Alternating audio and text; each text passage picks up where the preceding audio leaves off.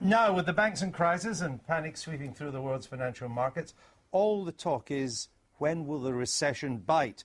Some of you might think that it has already. Certainly the picture painted by the British Chamber of Commerce this morning wasn't a pretty one. So how is the real economy doing? Anita's been finding out. Some have warned of the worst economic downturn we've faced since the Great Depression. Those are scary words, but are we really heading for the 1930s all over again? Well, there has been an almighty crash on the stock market. Yesterday, it fell by almost 8%, the biggest nosedive since 1987, the third worst fall ever. What about jobs? What about homes? The things that most of us worry about. Well, unemployment stands at 1.7 million, less serious than the 30s and still less than the peaks of 3 million in the recession of the 80s and 90s. But there are predictions today that the total will rise, tipping over that 2 million mark in the months ahead. You'd have to be on another planet to miss the recent falls in house prices, but what about repossessions, the scourge of the early 1990s?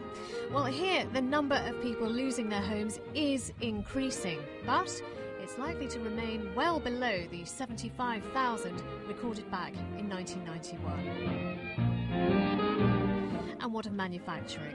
Figures show output falling over the last 3 months, and lower car sales have led to auto manufacturers cutting their output. But total production remains higher than back in the 1970s. Things are serious out there in the real economy, but they've been worse in the past. How long that lasts, like much in today's economy, is a matter of uncertainty. Anita reporting there. Georgia, we know that the great crash in 29 didn't have to lead to the Great Depression. It was policy mistakes. In response to it, yeah. And although it's pretty clear we're heading for a slowdown, I mean, the government denies it, but I don't know anyone else thinks that we're not heading for a slowdown. Do we now know enough to stop it becoming a depression? Depression, yes. Recession, no. You think we are heading for a recession? IMF said the US is in for a serious recession. And I think that's undoubtedly true and may already have started. And I rather think that I agree with the Chamber of Commerce this morning in Britain that our recession has started too. After all, we missed the last 2 of them. We'll be very lucky indeed to miss out on a third, and I don't think we're going to. But if the government responds in a sensible Keynesian way and not in the orthodox gold standard way of the early 1930s, it needn't lead to a depression of that scale. No. So a bad downturn probably, but not the 1 in 4 unemployed. As we're not all doomed, as Corporal, whatever his name was. Or as Alistair Darling seems to be saying these He's days like as the well. Corporal out of Dad's Army, yes. Well, we're joined now by Will Hutton. Thanks for coming belatedly to the Daily Politics. Good to see you. We know now, I think, that there's going to be a slowdown. How bad will the slowdown be? Well, really, nobody knows. I mean, it's going to be quite bad, though, isn't it? There's a range. There's a range of outcomes. I mean, I would say that as a minimum, we will have up to 500,000 extra people unemployed over the next 18 months. If we sort the banking crisis out this week, then you might see some kind of recovery begin in 2010. That's the best case. And the worst case is that really there's a world recession close to a slump, in which case you could see output fall as much as 5 to 10% in the United Kingdom, and unemployment rise by 2 or 3 million. That would be close to a depression. That would be close to a depression, and those are the range of outcomes. And we're all, you pay your money and you take your choice. I mean, there's no question there's going to be a slowdown and a mild recession. That's kind of certain. That's the best case. That's the best case. It's the range of outcomes worse than that. And nobody knows. I mean, nobody knows. I mean, this morning we saw Royal Bank of Scotland fall 30%. The shares fall 30%. You get a domino effect. I've talked to serious officials who think that by next weekend, the entire UK banking sector could be partially nationalised. Now, that's kind of that's wild talk. On the other hand, events are moving so fast, maybe not.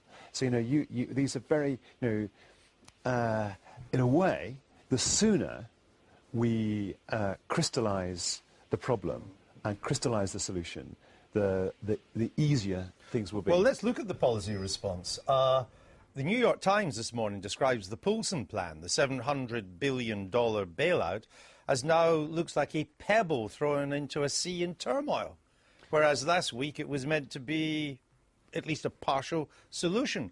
On the agenda now is the recapitalisation of the balance sheets of the banks done by the taxpayer. Yep. Is the government dithering on this? Yeah, my own view is that the government has been consistently, it's been consistently behind the curve.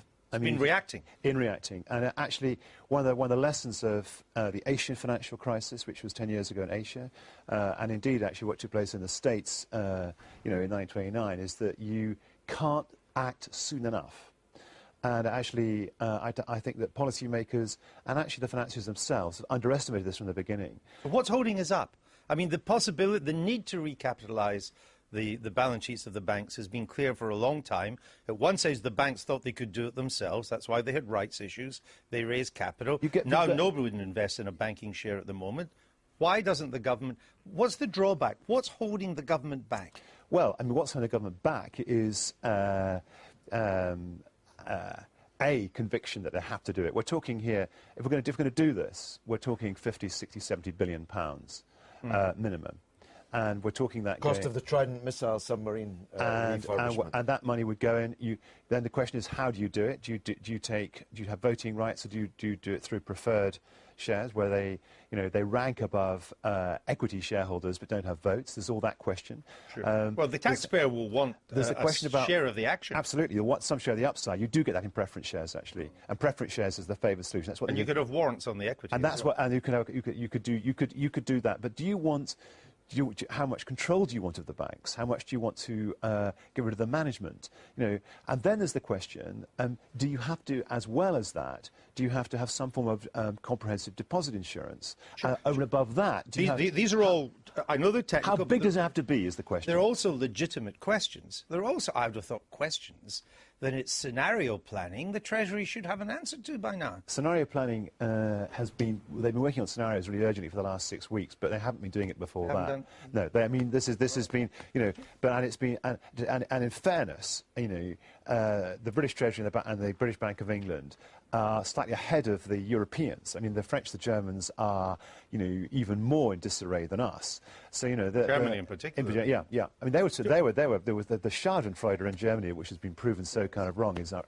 So you think we should recapitalise the banks? We should recapitalise. And when I say we, I mean we, the British taxpayer. If you want the Will Hutton 4-point plan, it goes like this. Okay, briefly, because I want to ask George about the politics of this. We've got to have, I think, a comprehensive system of deposit insurance now. Right, covering everybody. Covering everybody. That's point one. Point two? Point two is recapitalise the banks. OK, we've done that. Point three, I think you have to have a European Poulsen plan. I think it has to be really, really big. And fourthly... Germany says no, but never mind.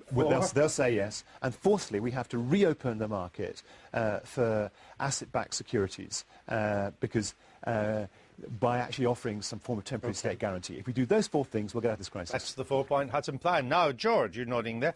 What about the politics of this? Because on the one hand, you've got market economics now on the defensive, the need for government to step in, accepted by everybody now on all sides of the political spectrum, except a few on the right of the Republican Party. Yet, on the other hand, we have the prospect of a Labour government, which is now going to go up to an election, probably through a recession. So what's the political outcome? Well, I think that this is, it's an ill wind that blows nobody any good. There's no doubt that Gordon Brown has, in the short term at least, benefited. He was able to rout his internal party opponents because the storm clouds were gathering over the economy.